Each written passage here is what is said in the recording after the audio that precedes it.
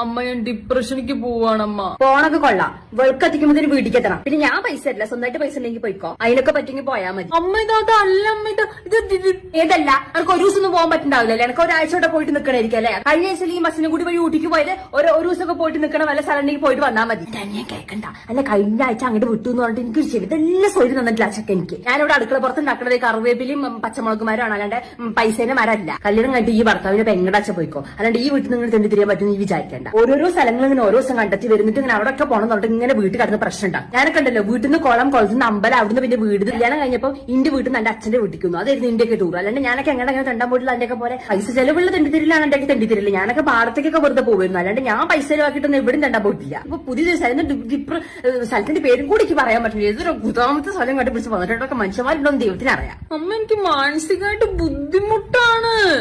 എന്ത് മാനസിക വിഷമം? മാനസിക വിഷമം ഉണ്ടാകുമ്പോൾ തെണ്ടാൻ നോക്കാം. അതിന്റെ മാനസിക വിഷമം ഞാൻ